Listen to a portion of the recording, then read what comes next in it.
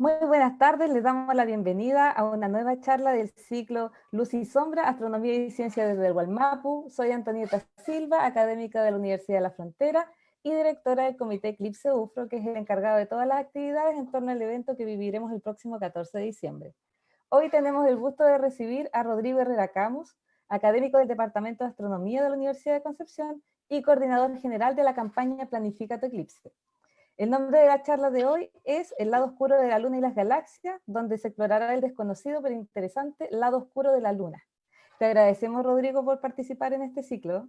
Muchas gracias No, por... gracias a ustedes por la invitación, bacán. Sí, así que la pantalla toda tuya. Les recordamos a todos los asistentes que pueden ir dejando sus preguntas en los comentarios y al final de la charla se las vamos a ir haciendo a Rodrigo para que las vaya contestando. ¿Ya? Adelante, Rodrigo. Ya, gracias. Bueno, muchas gracias Antonieta y UFRO por la iniciativa del Eclipse, por invitarnos. Invitándome a mí, en el fondo yo estoy representando a una iniciativa que ando con la polera hoy día, se llama Planifica tu Eclipse, que es parte del Departamento de Astronomía de la Universidad de Concepción y otros socios que voy a mencionar durante la charla. Y obviamente porque estamos en un año de eclipse, y esta es una iniciativa del eclipse, pensé en incluir en esta charla la Luna, lo que generalmente no hago porque yo soy una persona que le encanta la galaxia y esa es mi principal foco de investigación, pero la Luna es tan bonita y es tan interesante y va a jugar un papel tan importante este año que decidí hacer una charla llamada El lado oscuro de la Luna y de las galaxias. Y en realidad, de alguna manera, esta charla también es como un caballito de Troya, porque por dentro lo que realmente quiero hacer es también entregarle un tributo a la gran Vera Rubin, que fue clave en el descubrimiento de cosas súper importantes en las galaxias. Así que ese es un poquito el resumen de lo que voy a estar hablando hoy día. Entonces, primero quiero que partamos con la Luna. Y es súper interesante porque este es el lado que generalmente nosotros conocemos, que cuando salimos en la noche y hay una luna llena, pequeño o con un binocular, realmente los animo a que traten de ver el detalle, porque los cráteres, los mares, todo es realmente hermosa. Sí, este es el lado brillante, pero es interesante porque en la cultura popular siempre ha existido la idea de que existe un lado oscuro de la luna. O sea, si hay un lado que es brillante que vemos siempre, ¿qué es lo que pasa con el otro lado? ¿Es ahí donde viven los marcianos o es ahí donde quizá hay una civilización o lo que sea, etcétera? Y es súper entretenido porque yo creo que gran parte del hecho de que exista en la cultura popular esto del lado oscuro viene probablemente por el disco Pink Floyd, The Dark Side of the Moon. Yo creo que eso claramente instaló, siendo un disco tan famoso, un poco en el colectivo esto del lado oscuro o misterioso de la luna. Mientras preparaba esta charla descubrí un dato súper interesante, de que existía otra banda, de hecho, que cuando Pink Floyd iba a lanzar su álbum de Dark Side of the Moon, ellos lanzaron un álbum que se llamaba Dark Side of the Moon. Y fue terrible porque los de Pink Floyd ya habían elegido el título y fue como, no, y igual creo que le fue tan mal al álbum de Dark Side of the Moon, el original, que ellos decidieron continuar con el nombre. Pero el nombre alternativo que iban a ponerle a su álbum era Eclipse. O sea, estuvimos así de cerca que de Pink Floyd Dark Side of the Moon se llamara en realidad Pink Floyd Eclipse, lo cual habría sido bacán para este año también, porque habríamos visto todo el eclipse escuchando Pink Floyd, o quizá, aunque yo prefiero personalmente ver el eclipse escuchando los Hype. Ya, sigamos. Entonces, el lado oscuro de la luna en realidad no tiene nada oscuro, porque si ustedes lo piensan, cuando vemos una luna nueva, en el fondo estamos viendo la parte como oscura de la luna, porque no hay luz del sol que se está reflejando. ¿Qué está haciendo el sol? Bueno, el sol lo que está haciendo en realidad es iluminar el lado, entre comillas, oscuro de la luna. Y obviamente nosotros ya hemos orbitado la luna, ya enviamos gente a la luna, y una de las primeras imágenes que se tiene de este lado, que es en el fondo el lado que nosotros no vemos, es de 1959. Gracias a la tecnología actual, obviamente, tenemos imágenes mucho más preciosas, y ahora les quiero mostrar una imagen del lado de la luna que no conocemos, el lado de la luna que generalmente se conoce como el lado oscuro. Y aquí está iluminado por el sol, y obviamente por proyección, si está iluminado, ese fue un día de luna nueva para nosotros.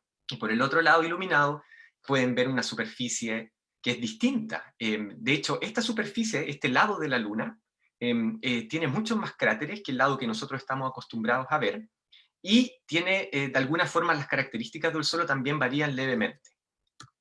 Es súper interesante que el 3 de enero del 2019, hace muy poquito, en realidad un año y algo, por primera vez nosotros como humanidad pusimos una sonda en el lado oscuro de la Luna. Esta era la sonda Chang'e número 4, lanzada por China. Y esto que les estoy mostrando aquí es una foto real, no es Photoshop, y ustedes dirán, bueno, ¿quién tomó la foto? La foto la tomó una sonda y un rover que iba en esta sonda, que precisamente en este minuto se encuentra explorando la superficie de la Luna, llamado Yutu-2. Y gracias a esta sonda, en el fondo, tenemos la primera imagen panorámica del lado, entre comillas, oscuro de la Luna. Y lo interesante es que este satélite, perdón, esta sonda lleva distintos sensores para medir temperatura, la composición del suelo, e incluso va a hacer crecer algún tipo de planta o papas, como para tratar de entender si es que algún día nos fuéramos a vivir a la Luna, si es posible realmente poder construir ahí algo que en el fondo nos permita estar en un periodo de tiempo extendido. Ahora, es súper interesante porque en realidad, ¿por qué vemos el mismo lado de la Luna todo el tiempo? Y es porque la rotación de la Luna tarda 28 días, es decir, 28 días en dar una vuelta sobre su eje. Y el periodo de órbita de la Luna alrededor de la Tierra es de 28 días también. Entonces, en el fondo, siempre estamos viendo la misma cara, porque a medida que la Luna se va trasladando alrededor de la Tierra, va rotando. Y esto en el fondo, lo que produce es de que en el fondo siempre estemos viendo la misma cara. Y ojo que esta imagen obviamente no está a escala. Entonces, en realidad, nosotros no deberíamos hablar del lado oscuro de la Luna, es el lado lejano, ¿ok? De la historia gravitacional que tiene la Tierra con la Luna, y es el lado en el fondo que el Sol ilumina cada vez que hay luna nueva, ¿ok?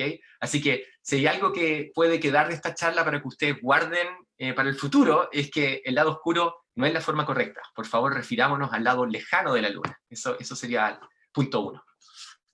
Ahora una pregunta, si cada vez que la luna bloquea el sol, porque hay luna nueva, en el fondo está dando la otra cara, ¿por qué no vemos un eclipse? Y la razón por la cual no vemos un eclipse cada vez que tenemos una conjunción entre el sol, la luna y la tierra, es porque la órbita de la luna, que es la línea, el elipse gris que podemos ver acá, está inclinada respecto a la órbita de la tierra alrededor del sol, alrededor de 5 grados. Entonces, en realidad, la única vez que nosotros podemos ver un eclipse es cuando hay una intersección de las órbitas en lo que se denomina el nodo, que sería, si esta es como la órbita de la Luna y la órbita del Sol, es cuando pasa por el punto donde se intersectan. Por eso es que cada vez que hay luna nueva no tenemos un eclipse. Y la otra razón, lo otro interesante es que, ok, cuando la Luna pasa por el nodo, no es suficiente. En ese momento también, como la órbita de la Luna es elíptica, hay veces en que la Luna tapa completamente el Sol, porque está en su punto más cercano de la órbita, y a eso llamamos un eclipse total de Sol, que es como lo que tuvimos en La Serena el año pasado. Pero hay veces en que, perdón, cuando está en el lado más lejano, hay veces en que la Luna está en su lado más cercano de la órbita y ahí no tapa completamente el Sol. Y eso es lo que ustedes ven aquí abajo, que sería un eclipse anular, que en el fondo vemos un anillo de fuego alrededor. El eclipse que vamos a tener en Villarrica es un eclipse total de Sol, es decir, la Luna va a estar en una parte de su órbita elíptica donde va a tapar completamente al Sol y va a ser realmente hermoso e impresionante. En el fondo, el día se transforma en noche, por lo mismo, así que es fantástico. Entonces, como ustedes ya saben, y lo que nos convoca acá, el 14 de diciembre del 2020 vamos a tener nuestro eclipse total de Sol en la Araucanía y para la región del Biobío, donde yo trabajo en la U de Conce, en Isla Mocha. Y por lo mismo es que hoy día parte de la invitación que me hicieron es porque estoy participando de una iniciativa llamada Planifica tu Eclipse. Tenemos nuestro sitio web, planificatueclipse.cl, y también estamos en redes sociales. Y nuestra meta principal, como Planifica tu Eclipse, es la de poder ayudar a la gente, como dice el título, a planificar el eclipse, obviamente. Si ustedes van a nuestro sitio web, van a poder encontrar un mapa interactivo que les permite mostrar dónde está la zona de totalidad, en el fondo la zona donde se ve la sombra por completo, donde se va a oscurecer por completo el sol. Y dependiendo de cuán lejos o cerca estén del centro de la zona de totalidad, es cuánto varía el tiempo de eclipse total, o la totalidad. Entonces, entre más cerca uno esté del centro del camino, más dura el eclipse. Y, por ejemplo, localidades que están en el centro son Villarrica, Pucón, Gorbea, Teodoro Schmidt. En estos lugares el eclipse va a durar aproximadamente 2 minutos y 8 segundos. A medida que se empiezan a alejar del centro de la zona de totalidad, el eclipse dura cada vez menos, hasta que finalmente, si ustedes están en una zona afuera, ya no se ve total, sino que se ve de forma parcial. ¿Por qué les quería compartir este mapa? Porque obviamente en tiempos de pandemia y con lo complicado que está todo, si es que efectivamente se realizan eventos quizás que sean más masivos, pero ustedes como público quieren estar un poco alejados de las grandes urbes urbanas, quizás ya no encuentran tan buena idea ir a ciudades más grandes. Con este mapa realmente ustedes pueden ver todos los lugares donde el eclipse se va a ver de la mejor forma posible y quizás elegir comunidades más pequeñas para poder verlo. Pero lo interesante es que si le hacen clic en este mapa a cada una de las localidades, pueden ver a qué hora empieza el eclipse, a qué hora termina, cuánto dura, etc. Así que los invito a visitar nuestro sitio web y sobre todo el mapa interactivo.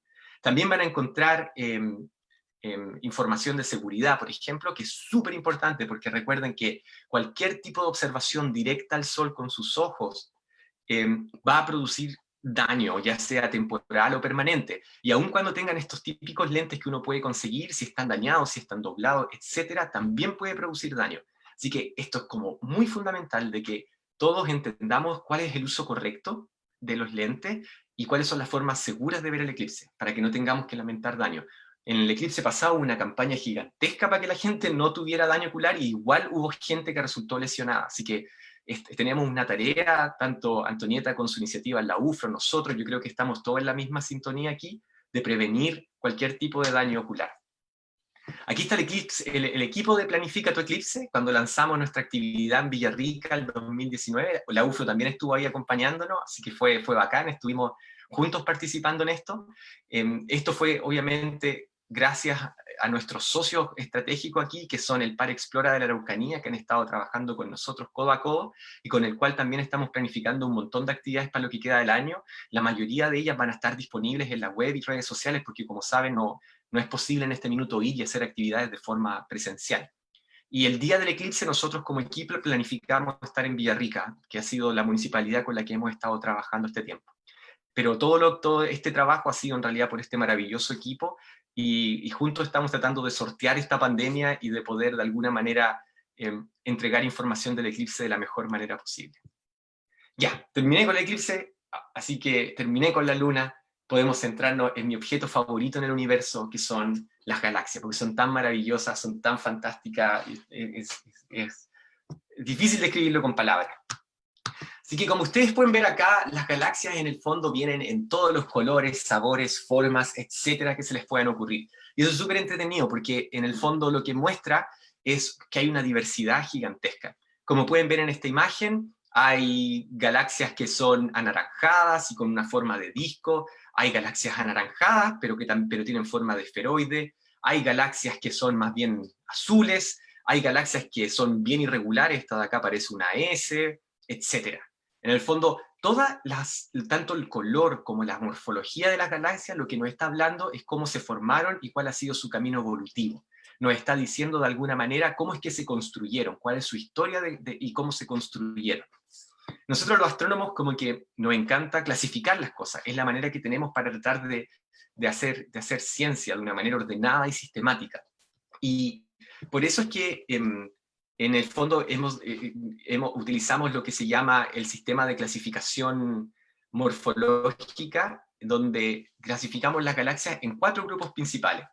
Primero están las galaxias elípticas, que son estas galaxias que tienen formas más bien esferoidales y generalmente de color naranjo. Y el color naranjo viene porque la población estelar de estas galaxias es más vieja, y por lo tanto es más naranja. En realidad piensen que es como cuando ustedes encienden un encendedor y ven la llama de fuego, y donde es más caliente es azul y donde es menos caliente es roja. Esto es como lo mismo, el color de las estrellas también te está hablando de la temperatura que estas tienen. Entonces cuando hay estrellas jóvenes, masivas, gigantes, estas se ven azules, y cuando ya están más envejecidas, las que no explotaron como supernova y como el Sol, son más amarillentas. Entonces, por un lado tenemos las galaxias elípticas, estos monstruos esferoidales anaranjados. Después tenemos las espirales, y las espirales tenemos 2 tipos. Están las espirales como comunes y corrientes, por decirlo de alguna forma, que siempre tienen un centro, un bulbo, que a medida que, voy a hablar de la letra después, que un centro y brazos espirales. Entonces, generalmente se clasifican en S de spiral o espiral, A, B y C, dependiendo de sus brazos y de su centro. Entonces, por ejemplo, las A se parecen más a las SO y elípticas en el sentido que tienen un bulbo grande y brazos no tan bien definidos, mientras que las B y las C tienen bulbos en el centro más pequeños y brazos espirales podríamos decir más extendidos y no tan continuos, sino que ustedes pueden ver estos puntitos azules ahí, todas esas son zonas de formación estelar bien intensas. Y las de que ven acá abajo son las barradas. ¿Qué significa barradas? Que tienen una barra. Entonces en el fondo están los brazos espirales y después hay una barra que conecta con el núcleo. Y eso es entretenido porque estas barras permiten que el gas fluya del disco al centro de la galaxia, donde después generalmente es consumido por un agujero negro supermasivo. Entonces, las barras son como una especie de carretera que lleva el gas y está alimentando y alimentando y alimentando el centro de la galaxia. Y finalmente tenemos las galaxias irregulares, que son galaxias que, como dice su palabra, no tienen una forma definida, como diríamos las espirales, etc. Y buenos ejemplos de galaxias irregulares son las nubes de Magallanes, que podemos ver desde Chile, en el hemisferio sur, que no se ven desde el norte, así que en ese sentido nosotros somos unos privilegiados, que desde el sur somos capaces de ver galaxias a ojo descubierto. Yo aquí le quiero hacer un mini homenaje a mi abuela, que estando cuando yo era muy, muy, muy pequeño, en una playa en Licanray, y yo era súper chico, y me acuerdo estar mirando el cielo y le pregunté, oye, abuela, hay como una nube de estrella. Era como, ¿qué es esto? Porque esto no son estrellas, es como una nube de estrellas. Y ella me dijo, Rodrigo, eso es una galaxia. Y yo, ¿una galaxia? ¿Qué es una galaxia? Y me empezó a explicar una agrupación de estrellas. Todavía me acuerdo en mi mente la primera vez que en el fondo yo supe que existía la galaxia. Y eso gracias a las nubes de Magallanes, que se ven en el hemisferio sur. Así que si hay papás escuchándome y quieren hacer que explote la cabeza de su hijo y se acuerden de algo memorable, llévenlo a un lugar que esté oscuro y muéstrenle las nubes de Magallanes y explíquenle que eso es una galaxia. Y de verdad se van a acordar. Ya, sigamos. Entonces tenemos la Vía Láctea, que es nuestra galaxia, pero la imagen que les estoy mostrando no es nuestra galaxia, es Andrómeda, porque todavía no tenemos una nave espacial que haya salido de la Vía Láctea como para tomarle una foto. Pero Andrómeda es como nuestra galaxia vecina, entonces, y se parece bastante, aproximadamente. Esta galaxia también es como que está en la retina de muchos porque es como el fondo de pantalla de un Mac, cuando uno se compra, si uno tiene un Mac, es como la imagen que viene por default. Y lo entretenido de esta galaxia es que nos permite hacer una comparación de cómo es la Vía Láctea.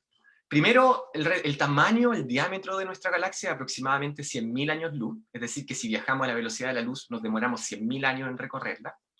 Nosotros estamos aquí, cerca de uno de los brazos espirales, más bien para la parte externa de la galaxia, no estamos en el centro, no somos ni cerca del centro del universo, no somos ni siquiera el centro del sistema solar. En el centro de nuestra galaxia existe un agujero negro supermasivo de 4 millones de masas solares. Y una pregunta súper interesante que yo no sé si se han hecho ustedes, siempre vemos imágenes de la galaxia así como quieta, ¿verdad? Es una foto así, estática. ¿Se han preguntado si nuestra galaxia rota? Eso es un dato interesante. Yo no sé cuánta gente se ha preguntado, wow, ¿y las galaxias rotan o están ahí, estáticas? Para resolver esa pregunta, lo bueno es que tenemos física, ciencia, ¿verdad? Y lo que es clave acá es el efecto Doppler. En el fondo, el efecto Doppler, explicado así súper sencillo, es que imagínense que hay un auto deportivo y está tocando música súper fuerte. Si un auto deportivo se pueden imaginar qué tipo de música ustedes completan, eso, ustedes le ponen la canción que quieran.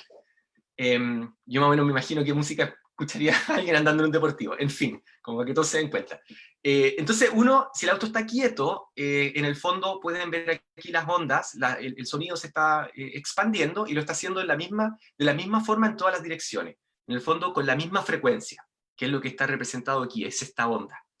Si el auto ahora se empieza a mover, dan luz verde y le pone todo el color y la fuerza y ¡bah! Empieza a acelerar, en el fondo, para los observadores que están en el lugar donde el auto se está acercando, la longitud de onda va a ser menor, ¿ok? Aumenta la frecuencia del sonido. Para aquellos que estaban parados quizás donde está el semáforo y se partió el auto soplado, esos van a escuchar la música más grave, porque la longitud de onda va a ser mayor, ¿ok? Ese es el efecto Doppler. En el fondo, un cuerpo en movimiento cuando se emite la onda, hacer que un observador en distintos lados, el que se está acercando o alejando, perciba las ondas de distinta manera. Y en la galaxia uno hace exactamente lo mismo. En el fondo lo que tienen acá es una galaxia espiral. Aquí está el disco. Y hay un lado de la galaxia. Imagínense ahora que si hubiera un lado de la galaxia que se está acercando, que sería el lado izquierdo, y un lado de la galaxia que se está alejando, que es el lado rojo, es como un auto con música que se está acercando y un auto con música que se está alejando. Es por el cambio que yo puedo ver en la longitud de onda, si yo, por ejemplo, observo una línea de emisión. Esta galaxia, por ejemplo, tiene hidrógeno caliente y esto emite una línea de emisión. Y yo voy y mido la línea. Y si yo, en base a la longitud de onda de esa línea, en el fondo, cuán corrida al azul o cuán corrida al rojo esté, yo puedo calcular cómo se está moviendo la galaxia. Y lo hermoso de esto es que la típica imagen que uno ve de una galaxia es esta, una imagen estática, donde se ven el centro, las estrellas, poblaciones rojas porque están como enrojecidas por el polvo, poblaciones azules de estrellas gigantes, muchos alrededor. Pero si yo les muestro una imagen en el hidrógeno atómico, que es lo que estoy mostrando acá, lo que ustedes pueden ver es cómo el gas se está moviendo. En el fondo, en esta galaxia en particular, podemos medir de que el gas, en un lado se está alejando a 100 kilómetros por segundo de nosotros, y en el otro lado se está acercando a 100 kilómetros por segundo. Es decir, esta galaxia tiene un disco, y es que este disco está rotando, con un lado que se aleja y un lado que se acerca. ¿Ok? Esta es la galaxia NGC 2403. Entonces, cuando estudiamos el espectro de una galaxia, sus líneas de emisión, somos capaces de medir cómo esta galaxia está rotando, cómo esta galaxia se mueve. Entonces, primero, para que se acuerden para siempre, las galaxias rotan. Sobre todo las galaxias, o sea, las galaxias espirales tienen discos y estos discos no están estáticos, sino que están rotando. Esas velocidades de rotación van aproximadamente de 100 kilómetros por segundo, no por hora. O sea, no es como un auto. ¿Ok? Esto es bastante más, 100 kilómetros por segundo. Y están rotando. ¿Por qué esto es interesante? Porque en el fondo, cómo rota una galaxia es una indicación física que nos entrega información de cómo está distribuida la masa en la galaxia. Y eso es súper, súper, súper relevante. Lo que voy a mostrar ahora son gráficos que se llaman curvas de rotación. Y para que no se compliquen y no digan como, no, gráficos, yo vine a una charla donde pensé que me iban a mostrar gráficos, esto es súper simple. En un eje tenemos la velocidad, en kilómetros por segundo, y en el otro eje tenemos el radio de la galaxia. Entonces, tenemos un centro y la distancia de ese centro. Por ejemplo, el sistema solar. Partamos con el sistema solar, lo más simple. Tenemos el Sol y todos los planetas están girando alrededor del Sol. ¿Cómo es la curva de rotación del Sol? En el fondo, la curva de rotación del Sol va a depender de cuál es la distribución de masa en el sistema solar. De la curva de rotación del sistema solar. Va a depender de la distribución de masa. En el caso del sistema solar, el 99.98% de la masa del sistema solar se encuentra en el Sol. Entonces, en el fondo tienen que pensar, en el sistema solar está toda la masa en un punto, que es el punto central, y todas las demás partículas se están moviendo alrededor, pero son insignificantes. La curva de rotación del sistema solar luce así. Esto es lo que se conoce como la ley de Kepler. Y en el fondo, la velocidad varía como la distancia, 1 dividido la distancia al cuadrado. Es decir, de que Mercurio, por ejemplo, que está muy cerca del Sol, tiene una velocidad de rotación de alrededor de 50 kilómetros por segundo, y después Plutón, que está como acá al final, tiene una velocidad de rotación de muy baja, de menos de 10 kilómetros por segundo. ¿Ok?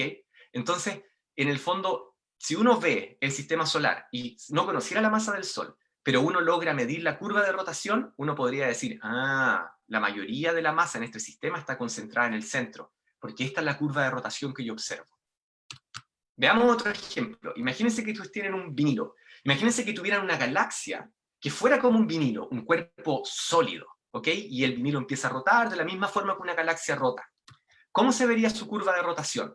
Si la galaxia fuera como un vinilo, densidad uniforme, cuerpo sólido, en el fondo, la velocidad sería proporcional a la distancia. Es decir, entre más lejos está mi estrella, nube de gas, lo que sea del centro, mayor va a ser su velocidad. ¿Ok? Entonces, si uno observa una curva de rotación así, uno sabe, estoy observando un cuerpo que es como sólido, homogéneo, etc. Ahora, ¿cómo son las curvas de rotaciones de la galaxia? Ya vimos el del Sol, cuando está toda la masa concentrada al centro, ya vimos el de un disco sólido, y uno podría decir, chuta, pero en la galaxia hay agujeros negros, ¿verdad? Y son como supermasivos, entonces quizás efectivamente es como la curva del Sol. O uno podría decir, no, la verdad las galaxias parecen un vinilo, son como bien así, sólida, homogénea. Y la respuesta la tenemos gracias a una gran astrónoma llamada Vera Rubin, y quería tomar unos minutos para poder contarle acerca de ella por si todavía no la conocen. Y aquí hay una foto de ella observando con el telescopio Palomar. Vera Rubin nació en Filadelfia en 1928 y, astrónoma estadounidense, en su último año de colegio su profesor le dijo que le iría muy bien mientras se mantuviese alejada de la ciencia. Porque cuando ella le dijo que quería estudiar ciencia y ser astrónoma, esa fue la respuesta de su profe. Así que partió mal en ese sentido de que no había mucho apoyo, no había mucha motivación, pero gracias a Dios ella no le hizo caso a su profesor y entró a estudiar astronomía, lo cual fue fantástico porque por ella es que hoy día conocemos mucho más de la curva de rotación de las galaxias. Después solicitó matricularse en la Universidad de Princeton, porque tenía todas las capacidades, las notas, todo, pero en esa época, como para que vayan entendiendo un poco el contexto, Princeton no aceptaba mujeres a ese nivel. Entonces, en realidad la declinaron no porque no fuera lo suficientemente capaz, sino porque el departamento de astronomía simplemente no aceptaba mujeres. En 1955 ya había conseguido, tenía 27 años, había conseguido terminado su doctorado, ya tenía 2 hijos, y consiguió una posición en la Universidad de Georgetown, en Washington, D.C., donde comenzó a trabajar como profesora. Ya un poco más adelante, 10 años después, ella se convirtió en la primera mujer en observar oficialmente desde Monte Palomar.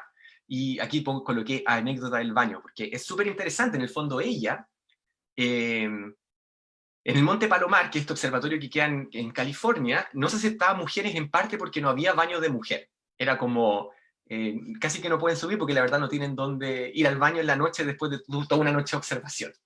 Entonces lo que ella hizo su primera noche que estaba observando ahí fue que escribió en un cartelito baño de mujer y fue donde estaba uno de los 2 baños y lo pegó en la puerta y dijo, listo, problema solucionado. Hay baño de mujer, me voy a quedar a observar acá. Y ella oficialmente se convirtió en la primera mujer en observar desde ese telescopio. ¿Y qué es lo que estaban observando? Galaxias, obvio. Y finalmente recibió muchos honores, entre ellos el premio más distinguido que puede recibir como por tu aporte a la ciencia en Estados Unidos, pero no se ganó el premio Nobel, lo que para muchos fue un acto bastante injusto y ella era clara merecedora del Nobel, pero no se lo ganó. Entre las cosas que sí ha ganado, aparte del aprecio en el corazón de muchos de nosotros, es que el telescopio que se llama LSST, que significa Large Synoptic Survey Telescope, que se está construyendo en el norte de Chile, que está aquí, pueden ver una imagen que es de su construcción, y que va a ser un survey del cielo que va a poder observar, la verdad, así millones y millones de galaxias, y va a generar una cantidad de datos tremenda. Ha sido rebautizado y ahora se llama el Vera Rubin Observatory. Así que ya saben, quizás qué cosas y cuántas maravillas vamos a descubrir con este nuevo telescopio y va a llevar el nombre y el legado de la gran Vera Rubin. Así que eso es bacán. Tenemos un telescopio en Chile que se llama el Observatorio Vera Rubin. Y por último, ella fue un empuje gigantesco para las mujeres en astronomía y les quería mostrar esto que fue un telegrama que una vez le enviaron. La imagen de atrás es como mía nomás, yo se la puse así para que parezca un telegrama antiguo, pero el texto es verídico, la imagen de fondo no. Y el texto dice, querida Vera, somos 4 astrónomas en el Observatorio de Chile de Cerro Tololo. Le escribimos este telegrama porque hemos pensado que debía saber esto. Esta noche los 4 grandes telescopios están siendo usados por nosotras, en el fondo 4 mujeres. Y muchas de las mujeres veían a Vera Rubin como este rol, modelo, en el fondo, que seguir, ¿verdad? Y muchas de ellas querían siempre compartir sus triunfos con ella, porque ella fue una pionera, realmente, en la astronomía. Ahora, ¿qué es lo que hizo Vera Rubin que fue tan interesante? Es que ella empezó a observar la curva de rotación de las galaxias, que es lo que recién estuvimos hablando, que es algo que no se había hecho con el nivel de profundidad y detalle que lo hizo ella. Y en 1985 publicó un trabajo científico que fue bastante revolucionario en ese sentido, porque lo que ustedes están viendo acá son las primeras curvas de rotación que se obtuvieron de galaxias con tal nivel de detalle y de profundidad. Hay 3 tipos de curvas de rotación acá para 3 tipos de galaxias distintas, las SA, SB, SC, o sea, todas espirales. Y si se dan cuenta, la primera parte de las curvas de rotación suben, como si fuera un cuerpo sólido, la velocidad es proporcional a la distancia, como le mostré el vinilo. Es decir, que la parte interna de las galaxias funciona como si fuera efectivamente un cuerpo sólido. Pero ¿qué pasa después? Las curvas se aplanan. La velocidad, a medida que nos alejamos del centro de la galaxia, nos sigue creciendo, se mantiene constante. Y eso fue como, wow. O sea, las curvas de rotación no son lo que esperábamos. Y es como, si lo quieren ver como de forma más gráfica, imagínense esta galaxia y veamos su curva de rotación. Lo que ella detectó es que al principio la velocidad y sube como función del radio, como uno esperaría para un cuerpo sólido. Pero llega un pic y uno esperaría que a medida que se acerca, se aleja uno de la galaxia, esto fuera cayendo, ¿verdad? Pero lo que ella descubrió es que se mantenía y mantenía y mantenía y mantenía y mantenía plana, a pesar de que uno se fuera muy lejos del centro. Entonces, la pregunta es, wow, ¿qué nos está diciendo? Esta es la curva de rotación de la Vía Láctea. En el fondo, ¿qué podemos aprender de esto? La curva de rotación del Sol, de la Vía Láctea también, sube de una manera como proporcional al radio, después se mantiene constante, aquí está el Sol, y después se mantiene constante, constante, constante. Si siguiera la ley de Kepler, parecido a lo que vimos en el sistema solar, debería caer, caer, caer, caer, pero no cae. Se mantiene constante. Entonces uno se sigue alejando de la galaxia y la curva de rotación se mantiene plana, plana, plana.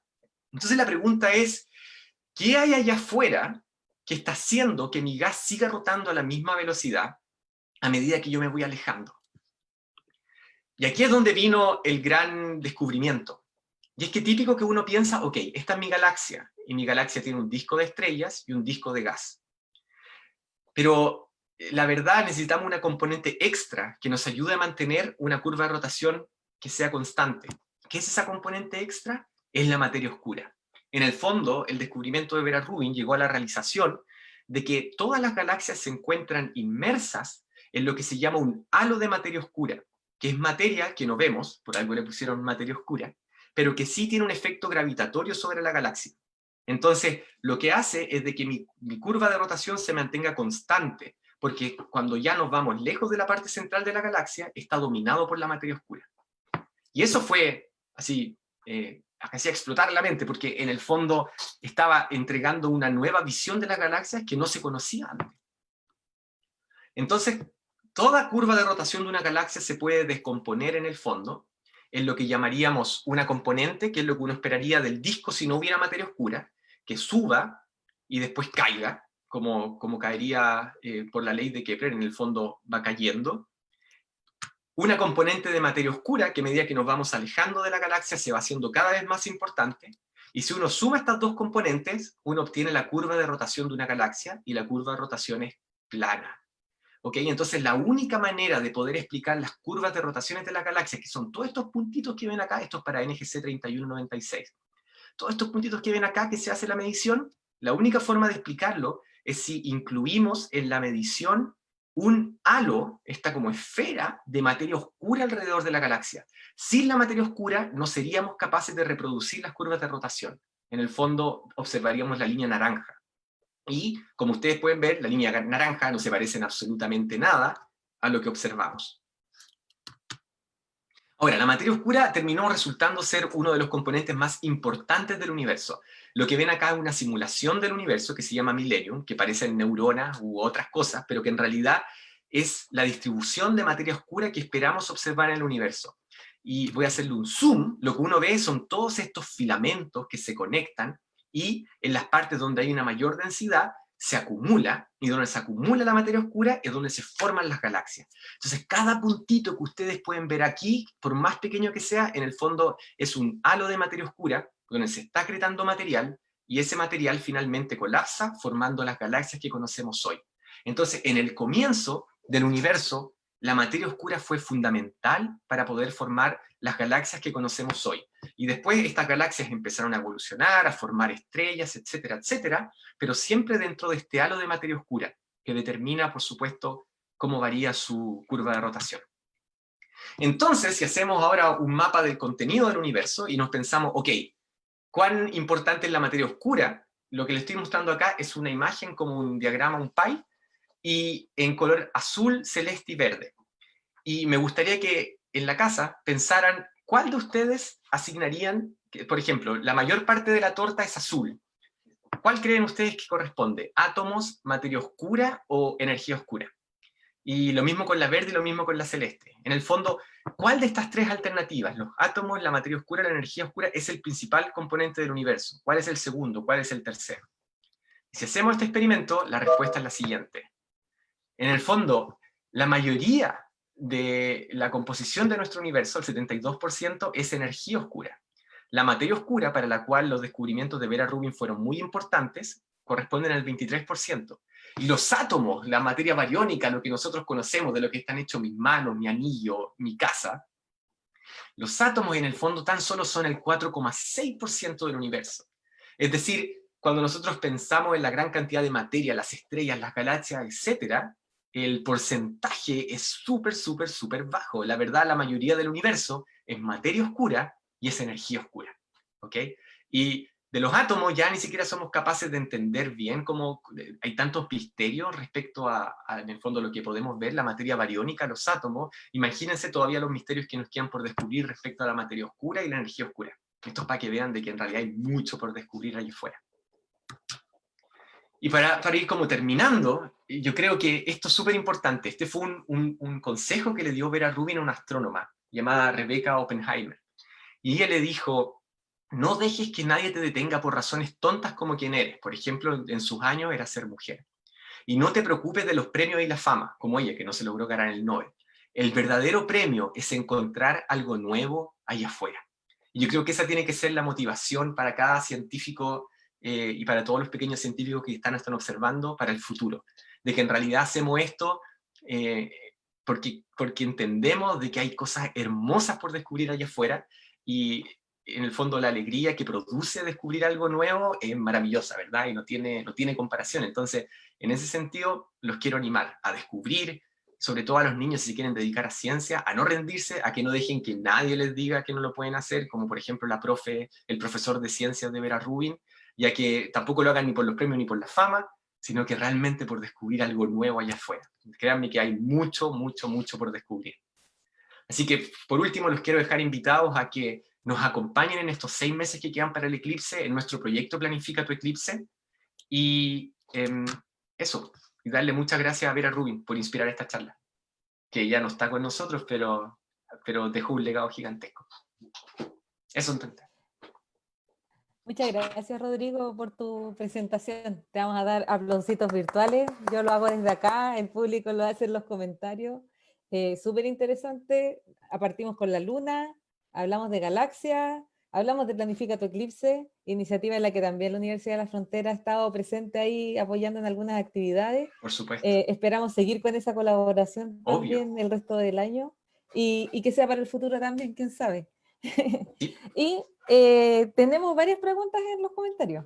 Ya. De todas las temáticas, así que aquí... La primera es de Emilia. Dice, ¿se puede ver por el telescopio el eclipse sin filtro solar en el telescopio, pero con lentes? No, yo recomendaría que no. Yo recomendaría que si lo van a ver con telescopio, intenten crear un filtro solar para el telescopio. Esa sería mi recomendación, porque imagínense que lo están viendo con el telescopio con sus lentes y alguien les pega un empujón y se te corre el lente. No, de verdad, la única forma segura de ver un eclipse con telescopio es que le pongan filtro al telescopio. Si no, no lo recomiendo por ningún motivo. Sí. Son súper importantes todas esas como normas de seguridad que, Sí. bueno, en distintas charlas que hemos tenido hemos recalcado el tema de la seguridad. No porque seamos majaderos, sino que es solo por el bienestar de todas las personas que van a estar mirando ese día. Ya Claro. causa mucha tentación llegar y mirar hacia el cielo. Porque todo el mundo dice, pero si normalmente lo hago, ¿por qué ahora Sí. me va a afectar? Es por los Sí. tiempos. ¿Ya? Uno mira y baja la vista y en un eclipse como se va oscureciendo el sol, uno no se puede Sí. dar cuenta del daño que se está generando.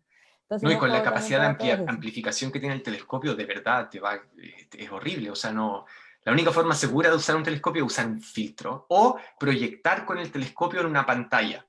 Que yo me acuerdo, cuando era estudiante de astronomía, medí la rotación del Sol observando las manchas solares del Sol. Y para eso lo que hacía todos los días era proyectar con mi telescopio el Sol en una pared y ahí iba dibujando las manchas solares todos los días. Y después como que junté todas las manchas y calculé cómo compartían. Ya no estoy compartiendo pantalla, que desaparecí. Ahora No, sí, ahora estoy no. acá. Sí, la saqué para que te vean más grande con las Obvio, explicaciones, como igual mueves harto las manos, para que te veamos ahí sí. moviendo todas las manos también. Pero eso, Yo tengo una consulta con respecto a lo del halo de las galaxias. ¿Cómo saben hasta dónde llega el halo? sí, eso es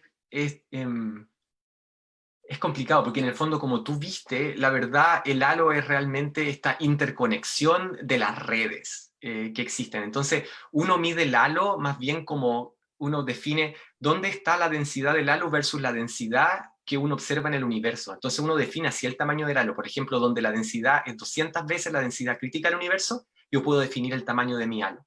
Entonces, como que tú defines el tamaño en base, comparándolo con la densidad que uno esperaría como la densidad crítica del universo. Esa es como una manera de poder parametrizar cuán grande es tu halo. Ah, ya. Karina Suazo nos pregunta, ¿cómo se diferencia energía oscura de materia oscura? Karina, sí, yo creo que la conozco, sí, esa Karina Suazo, así con cariño y saludos para Karina.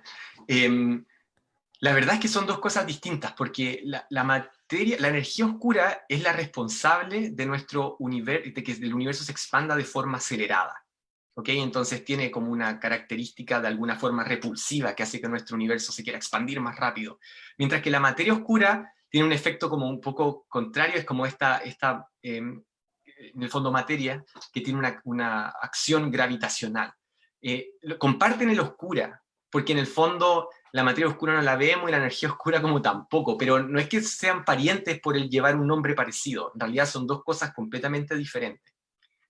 Así que podría sonar confuso, porque uno podría decir, pucha, son las dos oscuras como que son la misma cosa, pero en realidad no. Una está encargada de que el universo se expanda de forma acelerada y la otra está encargada de hacer, en el fondo, crear un lugar gravitacional para que se acrete gas y se formen las galaxias. Eso. Ya. También preguntas, ¿cómo pueden hacer un filtro para el telescopio? O sea, ¿hay alguna Para eso recomendación para o realizarlo? sea, la clave del filtro es efectivamente tener el material con el que se hacen los lentes solares.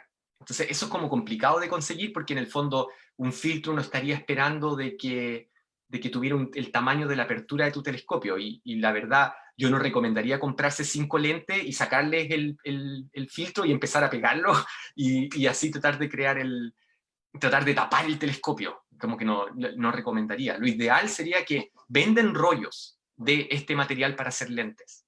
En Estados Unidos, no sé si en Chile. Y uno idealmente querría comprar uno de esos rollos y preparar un filtro preocupándose de que no tenga ninguna no esté trizado, doblado, no tenga hoyitos, nada, que esté pero así perfecto. Así que sí, en el fondo sería tomar todas las medidas de seguridad y comprar un rollo y hacer el filtro. No se me ocurre otra forma segura de hacerlo.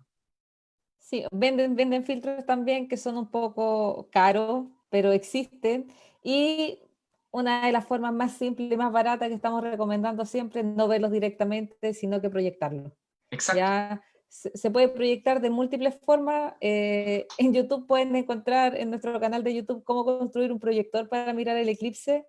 eh, y incluso con algunas sombras indirectamente lo pueden ver. ¿Ya? Hemos Sí, visto en otras charlas que nos mostraron que mirando las sombras, por ejemplo, de los árboles, lo que se forma entre medio de las hojitas, exacto. también se va viendo el eclipse y es maravilloso porque Con uno un ve como cucharón. múltiples eclipses con un Cucharón de estos que este tienen para los hoyitos. tallarines, sí, Ese. el espumador de los tallarines, Exacto. de toda esa forma, muy casero, también podemos ver de mejor forma Sí. y sin dañarnos nuestros ojos. No, por eso la gente usando Eh, binocular y telescopios tiene que tener mucho cuidado porque está el poder de amplificación que pasamos de daño temporal a daño permanente en los ojos. Entonces hay que tener mucho cuidado. sí. Fabiola Salinas pregunta, ¿la materia oscura tiene que ver algo con la antimateria? No. En realidad, el problema es que no sabemos bien qué es la materia oscura. Todavía estamos tratando de entender qué partícula es la materia oscura. Entonces, en ese sentido, permanece con ese nombre y la verdad tenemos bastantes candidatos y hay distintos experimentos para tratar de entender cuál es esta materia que interactúa gravitacionalmente con la materia que conocemos, pero que no interactúa en el sentido, por ejemplo, no absorbe la luz y por eso es que la llamamos oscura. Pero ese es otro gran misterio actual, y hay mucha gente trabajando en esto. ¿Cuáles son las partículas que en realidad dan origen a la materia oscura? Y hay bastantes experimentos que están tratando de entender esto, pero hasta el momento no tenemos una respuesta. Solo candidatos. Ya. Héctor pregunta, ¿cómo se puede calcular porcentualmente la energía y materia oscura? ¿Es solo una división con todo el área del universo observable? O sea, lo que hace, efectivamente, lo que han habido son misiones que hacen un mapa gigantesco de absolutamente todo el horizonte, todo el cielo.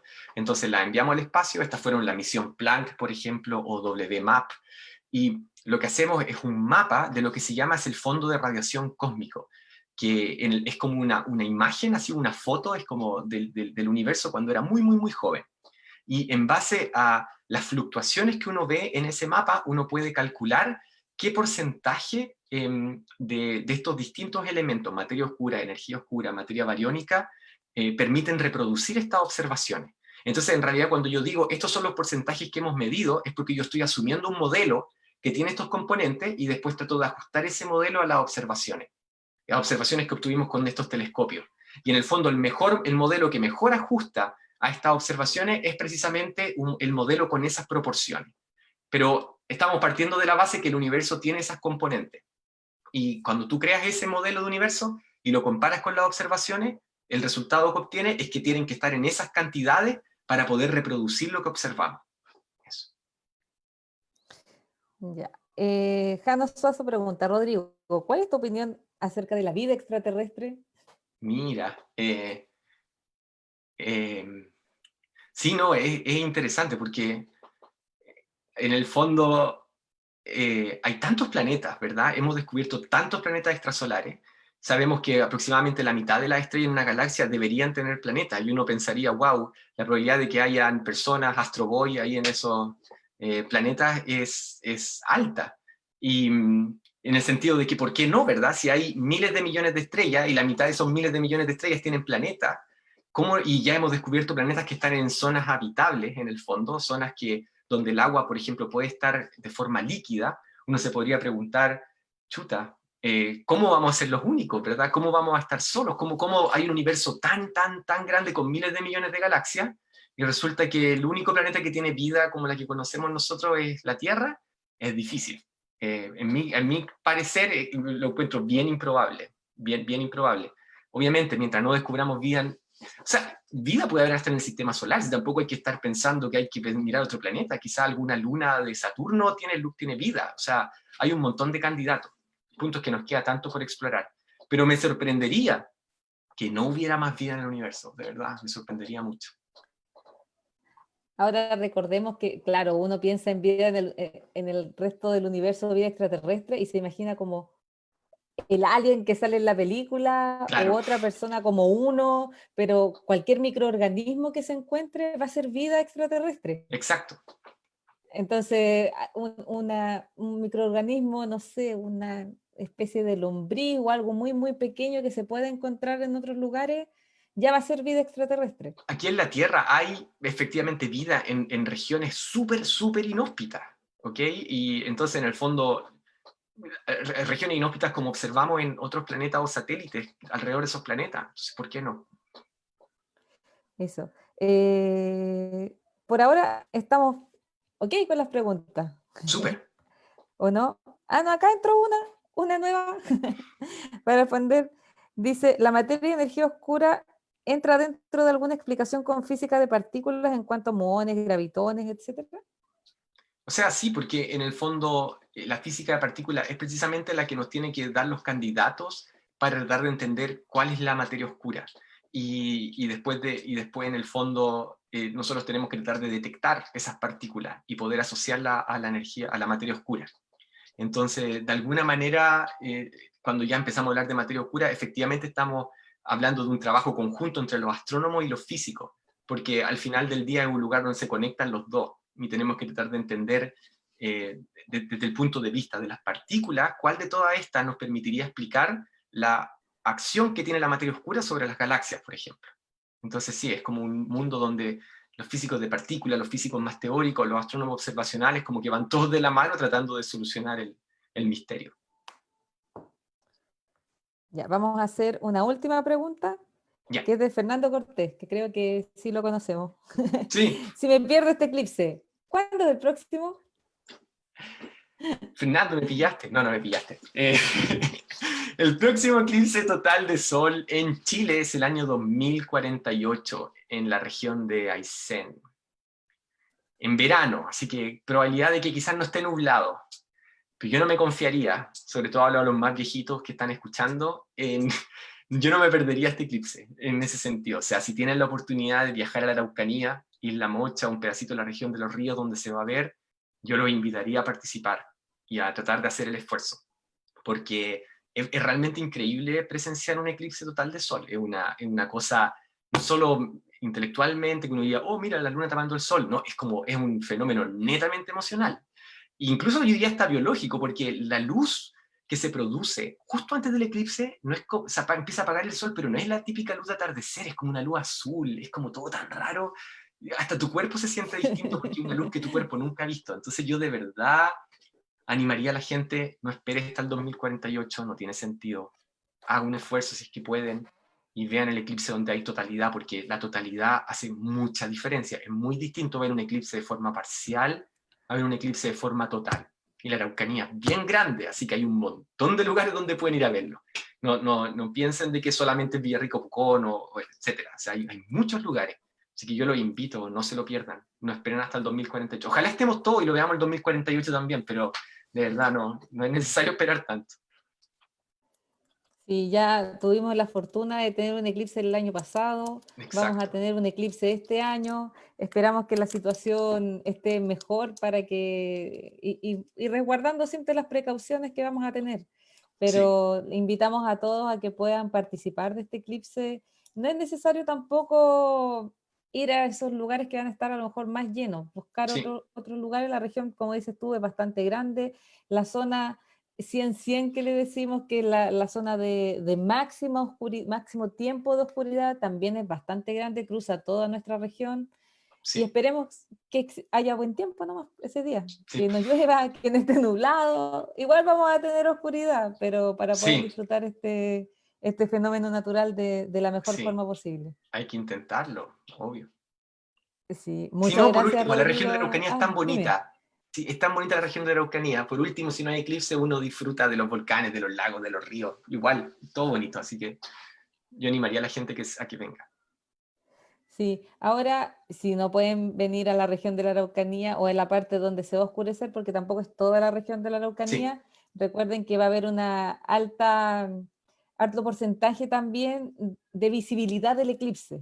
Ya casi todo Chile va a tener igual sí, visibilidad. Lo que pasa es que si tienen lentes van a ver el fenómeno, pero no va a oscurecerse. claro. ¿Ya? No pueden ver el fenómeno igual, se va a ver que se está tapando el sol, pero no van a tener oscuridad total. Esa es la única diferencia con estar en la zona Sí. de oscuridad total y la que no. ¿Ya? Bueno, Rodrigo, agradecerte nuevamente, invitar a la gente a que revise su página web de Planifícate Eclipse, Planifica tu eclipse. donde hay bastante información. Y les recordamos a todos también seguirnos en nuestras redes sociales, en nuestro Instagram y nuestro Facebook, que es Eclipse 2020 UFRO. Y recordarles que todas nuestras charlas que hemos hecho hasta ahora están en nuestro canal de YouTube y además están los videos de actividades que pueden realizar en casa para prepararse para el eclipse. Está el proyector, hay uno de galaxias también, o de constelaciones, perdón, hay otro para aprender del sistema solar, entonces está muy didáctico para hacerlo con los niños ahora en este tiempo de cuarentena y de invierno donde estamos encerrados. Así que, por último, invitarlos nuevamente a la próxima charla que tengamos. La información está en nuestra página web. Y Rodrigo, muchas gracias. Súper No, a ustedes. interesante. Así que nos vemos en la próxima. Chao.